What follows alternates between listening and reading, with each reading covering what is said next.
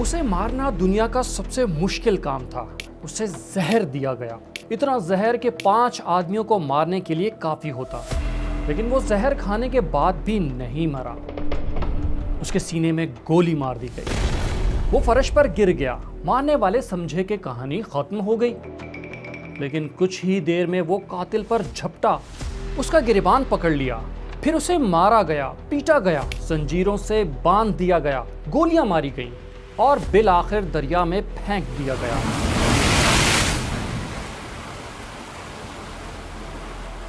لیکن کچھ دن بعد جب اس کی لاش ملی تو ڈاکٹروں کا کہنا تھا کہ اس کی موت زہر سے نہیں، گولی لگنے سے نہیں، بلکہ ڈوبنے سے ہوئی ہے۔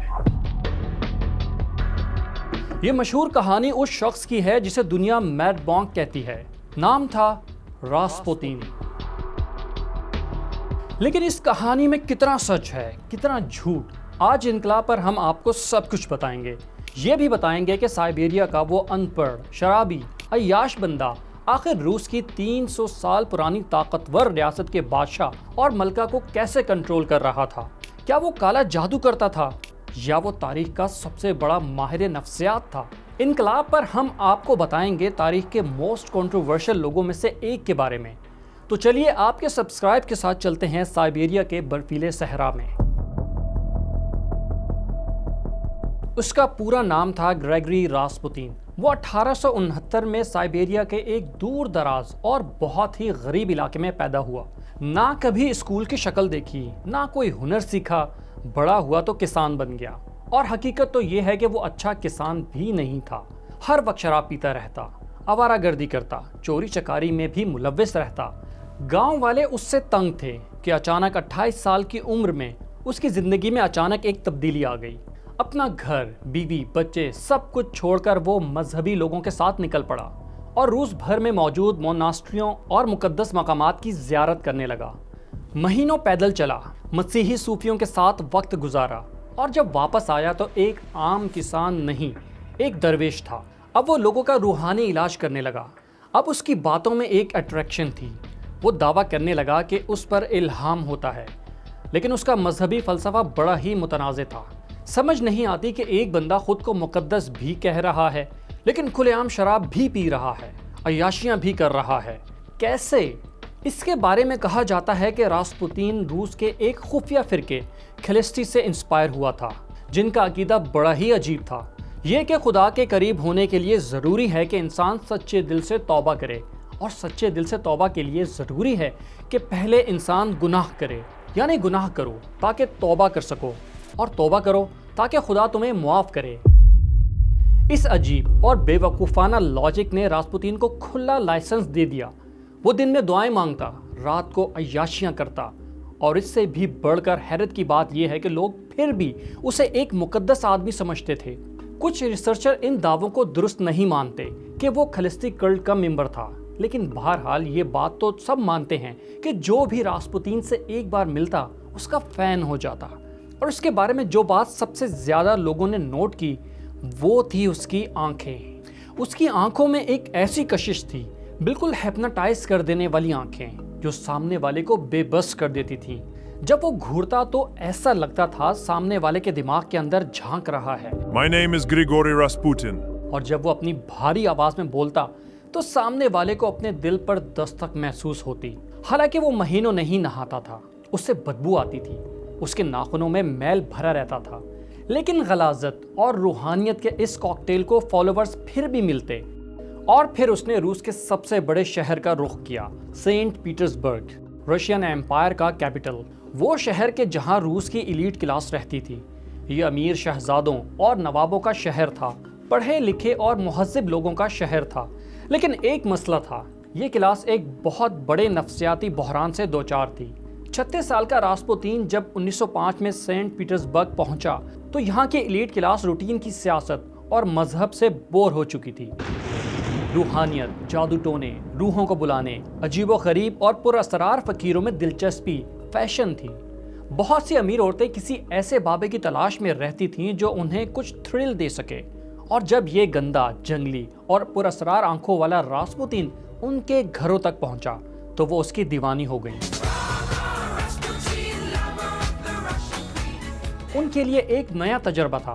وہ اسے ایک مقدس ہستی سمجھتی، وہ اسے روس کی مٹی سے اٹھنے والا خدا کا نمائندہ کہنے لگی۔ اور راسپوتین بھی بہت تیز تھا، وہ ان امیر عورتوں کی کمزوریوں کو اچھی طرح سمجھتا تھا۔ وہ انہیں بتاتا کہ ان کی بیماریاں اور پریشانیاں اصل میں اس کے ایک اسپیشل ٹچ سے ہی ٹھیک ہو سکتی ہیں۔ اور زیادہ وقت نہیں لگا، کچھ ہی برسوں میں وہ پورے سینٹ پیٹرز برگ کا سب سے مشہور پیر بن گیا، ایلیٹ کلاس کا پیر۔ اور اپنی اسی شہرت کا استعمال کرتے ہوئے وہ اس دروازے تک بھی جا پہنچا جہاں تک پہنچنا کسی بھی عام انسان کا خواب تھا، روسی زار کے محل کے دروازے پر۔ لیکن کیسے؟ آخر روس کا طاقتور ترین بادشاہ، دنیا کے موسٹ پاورفل لوگوں میں سے ایک، جس کے ایک اشارے سے کروڑوں لوگوں کی جانوں کا فیصلہ ہوتا تھا، راسپوتین جیسے جاہل آدمی کو اپنے محل کے اندر تک کیوں لے آیا؟ اس کا جواب کسی جادو میں نہیں، بلکہ بادشاہ اور ملکہ کی ایسی بے بسی میں ہے جس نے انہیں پوری دنیا کے سامنے جھولی پھیلانے پر مجبور کر دیا تھا۔ روس کا زار نیکولس دوم اور اس کی جرمن نژاد ملکہ الیگزینڈرا کی زندگی دیکھنے میں تو پریوں کی داستان لگتی تھی، لیکن انہیں ایک بڑی مشکل کا سامنا تھا۔ انہیں تخت کا وارث چاہیے تھا، ایک بیٹا۔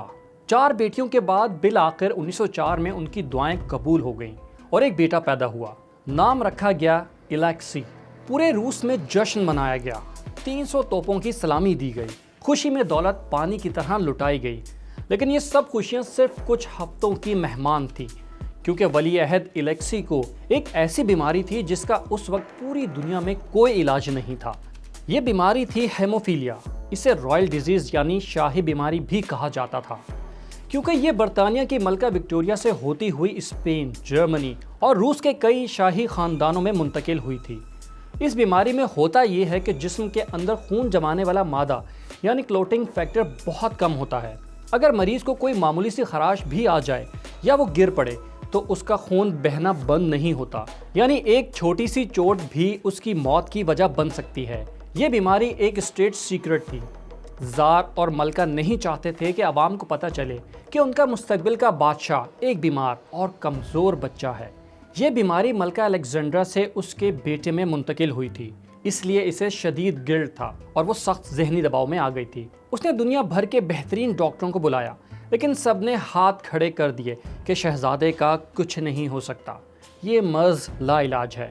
اور جب سائنس فیل ہو جائے، میڈیکل فیل ہو جائے، تو انسان صرف ایک طرف بھاگتا ہے، معجزوں کی طرف۔ 1912 میں جب الیکسی کی حالت اچانک بہت خراب ہو گئی، اسے انٹرنل بلیڈنگ شروع ہو گئی، تو ڈاکٹروں نے صاف صاف کہہ دیا کہ یہ بچہ اب نہیں بچے گا، اس کی موت یقینی ہے۔ سخت مایوسی کے عالم میں ملکہ کی کچھ سہیلیوں نے اسے ایک مشورہ دیا، سائبیریا سے آنے والے اس درویش کو بلائیں جس کی دعاؤں میں شفا ہے۔ جی ہاں، یہ راسپوتین تھا جسے شاہی محل میں بلایا گیا۔ وہ محل میں داخل ہوا، سب سے الگ اور سب سے جدا، گندے کپڑے، بکھرے بال، لیکن بچے کی محبت میں بادشاہ اور ملکہ کو سب برداشت تھا۔ وہ اسے سیدھا بچے کے کمرے میں لے گئے۔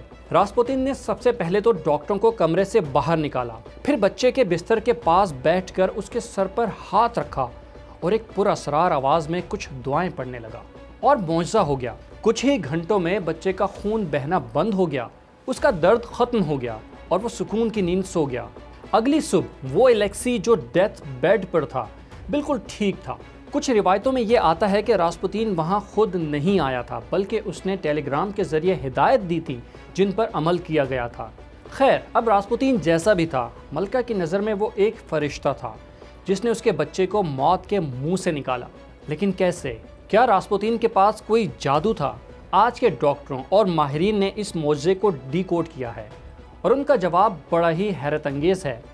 وہ کہتے ہیں اس وقت درد کی ایک دوا نئی ایجاد ہوئی تھی، ایسپرین۔ شاہی ڈاکٹر الیکسی کو درد کم کرنے کے لیے ایسپرین کے ہیوی ڈوز دے رہے تھے، لیکن انہیں پتہ نہیں تھا کہ ایسپرین اصل میں ایک بلڈ تھنر ہے، یعنی خون کو پتلا کرتی ہے، اسے جمنے نہیں دیتی۔ جی ہاں، ڈاکٹر بچے کو ٹھیک کرنے کے بجائے انجانے میں اسے مار رہے تھے۔ جب راسپوتین کمرے میں آیا تو سب سے پہلے کہا کہ ڈاکٹروں کی ساری دوائیں بند کر دو، اور جیسے ہی ایسپرین دینا بند کی گئی، بچہ بہتر ہونے لگا۔ ایک دوسرا فیکٹر بھی تھا، اس کی ہیپناٹائز کرنے والی آواز اور پرسکون باڈی لینگویج۔ ہیموفیلیا کے مریض جب خوفزدہ ہوں یا رو رہے ہوں تو ان کا بلڈ پریشر بڑھ جاتا ہے اور خون زیادہ تیزی سے بہتا ہے۔ راسپوتین کی باتوں، اس کے فزیکل ٹچ نے بچے کی ٹینشن کو کم کیا، اسے پرسکون کیا، جس سے بلڈ پریشر کم ہوا اور خون بہنا رک گیا۔ جی ہاں، یہ جادو نہیں، صرف اتفاق تھا، کچھ نفسیاتی ہتھ کنڈے تھے اور ہاں، ڈاکٹروں کی لا علمی بھی۔ لیکن ملکہ کو یہ بات کہاں معلوم تھی، اس کے لیے اب تو سب کچھ راسپوتین تھا، اور الیگزینڈرا کا یہی یقین بعد میں روس کی تباہی کی وجہ بنا۔ وہی دن تھا جب ملکہ نے راسپوتین پر اندھا اعتماد کرنا شروع کر دیا۔ روس کا زار نیکولس ویسے ہی ایک کمزور بادشاہ تھا اور اپنی بیوی کی ضد اور بیٹے کی جان بچانے کے احسان کی وجہ سے راسپوتین کے سامنے بے بس ہو گیا۔ اب راسپوتین کو شاہی محل میں کسی بھی وقت جانے کی کھلی چھوٹ تھی، بلکہ وہ ملکہ کا سب سے بڑا رازدار بن گیا اور اپنے اس نئے نویلے اسٹیٹس کا اس نے فائدہ اٹھانا بھی شروع کر دیا۔ ایک طرف محل میں درویش بنا پھرتا تو دوسری طرف رات کو سینٹ پیٹرز برگ کے شراب خانوں میں اور ریڈ لائٹ ایریا میں کھل کر عیاشی کرتا، نشے کی حالت میں کھلے عام کہتا پھرتا، زار اور ملکہ میری مٹھی میں ہیں، میں جو کہوں گا وہی کریں گے۔ اور کچھ ہی عرصے میں پورا روس، چرچ کے پادریوں سے لے کر عوام تک، اس کی گندی حرکتوں اور محل میں اس کی طاقت سے آگاہ ہو گئے۔ اب افواہیں عام ہونے لگیں کہ راسپوتین اور ملکہ کے درمیان خفیہ تعلقات ہیں۔ یہاں تک کہ ایک راہب نے ملکہ اور شہزادیوں کے وہ خطوط چوری کر کے شائع کر دیے جو انہوں نے راسپوتین کو لکھے تھے۔ ان خطوط میں عوامی سطح پر یہ تاثر پختہ کر دیا کہ ملکہ اور راسپوتین کے درمیان تعلقات ہیں۔ یہ خبریں جب وزیروں تک پہنچی تو وہ سٹپٹا گئے۔ انہوں نے ایک نہیں کئی بار زار کو رپورٹیں دیں کہ راسپوتین کا داخلہ بند کریں، یہ ملک کی اور شاہی خاندان کی ریپوٹیشن برباد کر رہا ہے۔ لیکن جب بھی ملکہ کو پتہ چلتا کہ کسی وزیر نے یا جرنیل نے راسپوتین کی شکایت لگائی ہے تو وہ اسے پہلے دن نوکری سے نکلوا دیتی۔ کہتی جو راسپوتین کا دشمن ہے وہ خدا کا دشمن ہے، میرے بیٹے کا دشمن ہے اور شاہی خاندان کا دشمن ہے۔ جی ہاں، ایک بیمار بچے کی وجہ سے دنیا کی سب سے بڑی ایمپائر کا کنٹرول اب ایک شرابی کے ہاتھ میں تھا۔ اور یہاں پر ایک ایسا واقعہ پیش آیا جس کے بعد شروع ہوا اصل ڈراؤنا خواب۔ اگست 1914 دنیا پہلی جنگ عظیم کی آگ میں کود پڑی۔ روسی سلطنت بہت بڑی تھی، فوج بھی بہت بڑی تھی، لیکن نہ اس کے پاس ماڈرن ویپنز تھے اور نہ ہی بہترین ٹریننگ۔ یہی وجہ ہے کہ روسی سپاہی محاذ پر لاکھوں کی تعداد میں مارے جا رہے تھے۔ صرف ایک سال میں 1915 تک حالات اتنے خراب ہو گئے تھے کہ زار نیکولس نے ایک بڑا ہی جذباتی اور بہت ہی احمقانہ فیصلہ کر ڈالا۔ اس نے دارالحکومت چھوڑ کر خود فرنٹ پر جانے کا اعلان کر دیا، فوج کی کمان خود سنبھالنے کے لیے۔ وہ سمجھ رہا تھا کہ اس سے فوج کا مورال بڑھے گا، لیکن اس سے بالکل اندازہ نہیں تھا کہ وہ پیچھے سینٹ پیٹرز برگ میں ایک ویکیوم پیدا کر کے جا رہا ہے، ایسی بلا چھوڑے جا رہا ہے جو روس کے ڈیتھ سرٹیفکیٹ پر سائن کر دے گی۔ جی ہاں، دارالحکومت میں اب تخت پر کون بیٹھا تھا؟ ملکہ الیگزینڈرا، اور اس کے پیچھے کون تھا؟ راسپوتین۔ وہ اب درویش نہیں، روس کا بے تاج بادشاہ تھا، ایک غیر اعلانیہ زار، کیونکہ ملکہ ہر فیصلے میں یہاں تک کہ ریاست کے معاملات میں بھی راسپوتین سے رہنمائی مانگتی، صرف اور صرف اسے اپنا روحانی پیشوا سمجھ کر۔ تو حکومت کا پورا ڈھانچہ بھی ہائی جیک ہو گیا۔ جو وزیر راسپوتین کی بات مانتا اسے ترقی مل جاتی، اور جو اس پر اعتراض کرتا ملکہ کے ذریعے اسے فوراً نوکری سے نکلوا دیا جاتا۔ اور صرف 2 سال میں 1915 سے 1916 کے درمیان روس میں 4 وزیر اعظم، 5 وزیر داخلہ اور 3 وزیر جنگ بدل دیے گئے۔ جنگ کے زمانے میں جب ملک کو کمپیٹنٹ لوگوں کی ضرورت تھی، تجربہ کار سیاستدانوں کی ضرورت تھی، نااہل، خوش آمدی اور کرپٹ ترین لوگ اہم عہدوں پر بیٹھ گئے، اور ایک ایسا بندہ جسے پڑھنا لکھنا بھی شاید مشکل سے آتا ہو، اب وہ روس کی فورن اور انٹرنل پالیسی چلا رہا تھا۔ محاذ پر حال یہ تھا کہ روسی فوجی بغیر اسلحے کے مر رہے تھے، ملک میں خوراک کا شدید بحران تھا، لوگ ایک وقت کی روٹی کو ترس رہے تھے، اور راسپوتین کیپٹل میں بیٹھا عیاشیاں کر رہا تھا۔ عوام کی بھوک، جنگ کی تباہ کاریاں اور محل کی عیاشیاں، لوگوں کا غصہ اب نفرت میں بدل چکا تھا۔ اور ہم آپ کو پہلے ہی بتا چکے ہیں کہ ملکہ الیگزینڈرا پیدائشی طور پر جرمن تھی، یعنی وہ اس ملک سے تعلق رکھتی تھی جس کے خلاف روس لڑ رہا تھا۔ یہی وجہ ہے کہ افواہ پھیل گئی کہ جرمن ملکہ اور اس کا شیطان گروہ مل کر روس کو تباہ کرنے کی سازش کر رہے ہیں۔ یہ جرمنی کے ایجنٹ ہیں، جو جان بوجھ کر روس کو ہرانا چاہتے ہیں۔ یہ تھی تو افواہ، یعنی سچ نہیں تھا، لیکن سیاست میں وہ سچ نہیں ہوتا جو حقیقت میں ہو۔ سچ وہ ہوتا ہے جس پر عوام یقین کر لیں، اور عوام اب شاہی خاندان پر اعتبار کرنے کو بالکل تیار نہیں تھی۔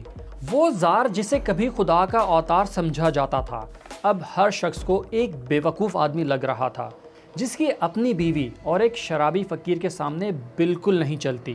روس کی ایلیٹ کلاس بلکہ رائل فیملی کے اپنے لوگ بھی اس ذلت کو برداشت کرنے کو تیار نہیں تھے۔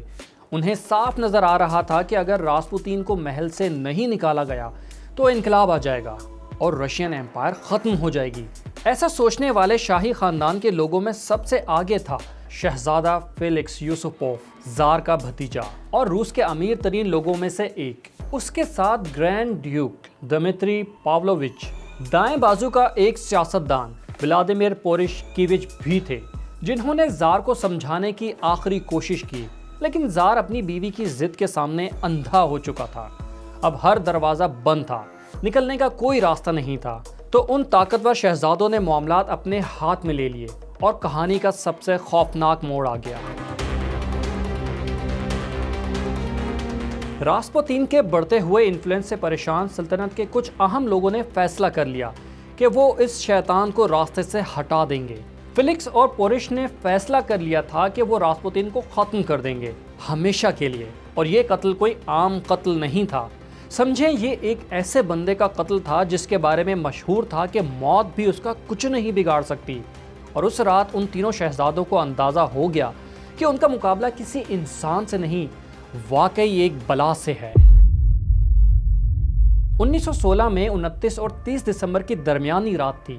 سینٹ پیٹرزبرگ کی شدید ٹھنڈ میں، خون جما دینے والی سردی میں، شہزادہ فیلکس نے اپنا جال بچھا دیا، راسپوتین کو اپنے محل میں دعوت دی اور بہانہ یہ بنایا کہ اس کی خوبصورت بیوی شہزادی ارینا اس سے ملنا چاہتی ہے۔ راسپوتین تو تھا ہی ہمیشہ سے عورتوں کے پیچھے، وہ اس دعوت کو ٹھکرا نہیں پایا اور محل پہنچ گیا، جہاں طے خانے میں اس کے لیے ایک زبردست دعوت کا اہتمام کیا گیا تھا۔ اس دعوت میں سب کچھ تھا، ہر وہ چیز جو راسپوتین کو بہت پسند تھی، مہنگی شراب بھی اور گلابی رنگ کے خوبصورت کیک بھی۔ لیکن راسپوتین نہیں جانتا تھا کہ کیک میں اور شراب میں بھی پوٹاشیم ملا ہوا ہے، وہ زہر جس کی ایک بوند بھی کئی انسانوں کی جان لینے کے لیے کافی ہوتی ہے۔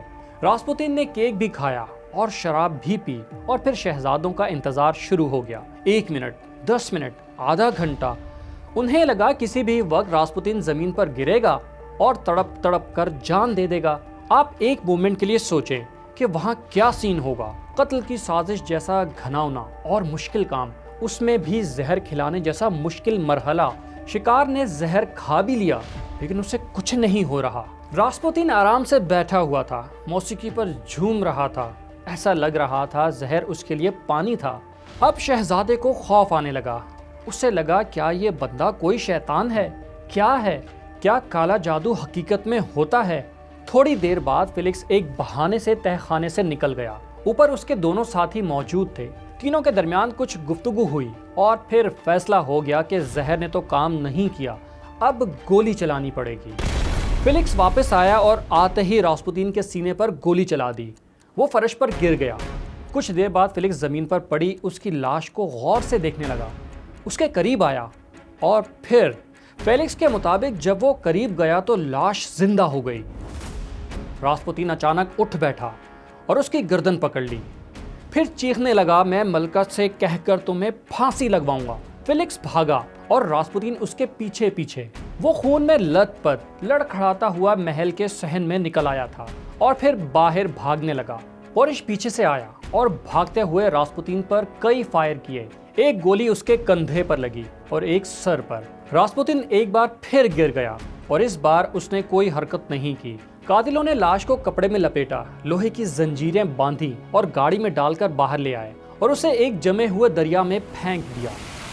2 دن بعد پولیس کو برف میں جمی ہوئی ایک لاش ملی۔ اچھا، یہ ساری باتیں شہزادے فیلکس نے اپنی کتاب میں لکھی ہیں، اور عام طور پر اب تک یہی سمجھا جاتا ہے کہ راسپوتین زہر کھانے سے نہیں مرا، گولیاں لگنے سے بھی نہیں مرا، بلکہ دریا میں پھینکنے تک زندہ تھا، اور اس کی موت ڈوبنے اور برف میں جمنے کی وجہ سے ہوئی۔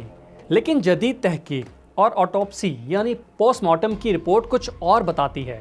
मॉडर्न साइंस कहती है कि शहजादा फेलिक्स ने जो जहर इस्तेमाल किया था वो शायद बहुत पुराना था और उसका असर ख़त्म हो चुका था।